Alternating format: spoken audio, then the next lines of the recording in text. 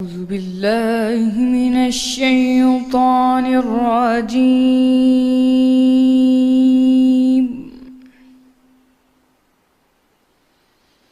بسم الله الرحمن الرحيم.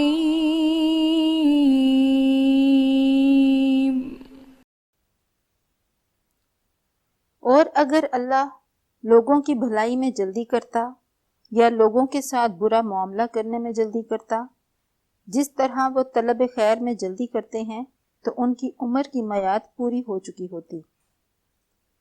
سو جن لوگوں کو ہم سے ملنے کی توقع نہیں، انہیں ہم چھوڑے رکھتے ہیں کہ اپنی سرکشی میں بہکتے رہیں، اور جب انسان کو تکلیف پہنچتی ہے تو لیٹا اور بیٹھا اور کھڑا ہر حال میں ہمیں پکارتا ہے۔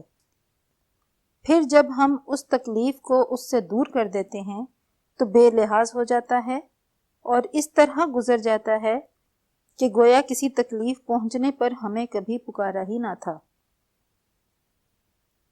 اسی طرح حد سے نکل جانے والوں کو ان کے اعمال آراستہ کر کے دکھائے گئے ہیں، اور تم سے پہلے ہم کئی امتوں کو جب انہوں نے ظلم اختیار کیا ہلاک کر چکے ہیں، اور ان کے پاس پیغمبر کھلی نشانیاں لے کر آئے، مگر وہ ایسے نہ تھے کہ ایمان لاتے۔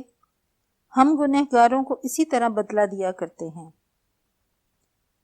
پھر ہم نے ان کے بعد تم لوگوں کو ملک میں خلیفہ یا جانشین بنایا تاکہ دیکھیں کہ تم کیسے کام کرتے ہو، اور جب ان کو ہماری آیتیں پڑھ کر سنائی جاتی ہیں تو جن لوگوں کو ہم سے ملنے کی امید نہیں، وہ کہتے ہیں کہ یا تو اس کے سوا کوئی اور قرآن بنا لاؤ یا اس کو بدل دو۔ آپ کہہ دیجئے کہ مجھ کو اختیار نہیں ہے کہ اسے اپنی طرف سے بدل دوں، میں تو اسی حکم کا تابع ہوں جو میری طرف آتا ہے۔ اگر میں اپنے پروردگار کی نافرمانی کروں تو مجھے بڑے سخت دن کے عذاب سے خوف آتا ہے۔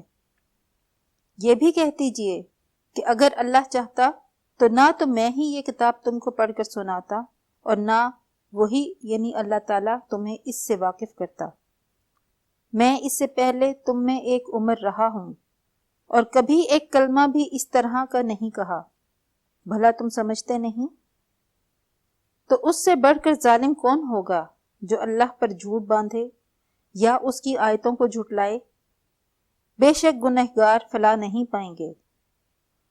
اور یہ لوگ اللہ کے سوا ایسی چیزوں کی پرستش کرتے ہیں جو نہ ان کا کچھ بگاڑ ہی سکتی ہیں اور نہ کچھ بھلا ہی کر سکتی ہیں، اور کہتے ہیں کہ یہ اللہ کے پاس ہماری سفارش کرنے والے ہیں۔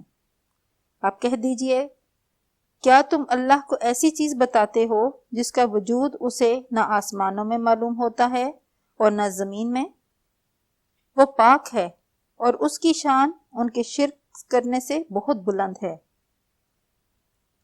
اور سب لوگ پہلے ایک ہی امت یعنی ایک ہی ملت پر تھے، پھر جدا جدا ہو گئے، اور اگر ایک بات جو تمہارے پروردگار کی طرف سے پہلے ہو چکی ہے نہ ہوتی تو جن باتوں میں وہ اختلاف کرتے ہیں ان میں فیصلہ کر دیا جاتا۔ اور کہتے ہیں کہ اس پر اس کے پروردگار کی طرف سے کوئی نشانی کیوں نازل نہیں ہوئی؟ سو آپ فرما دیجئے کہ غیب کا علم تو اللہ ہی کو ہے، سو تم انتظار کرو، میں بھی تمہارے ساتھ انتظار کرتا ہوں۔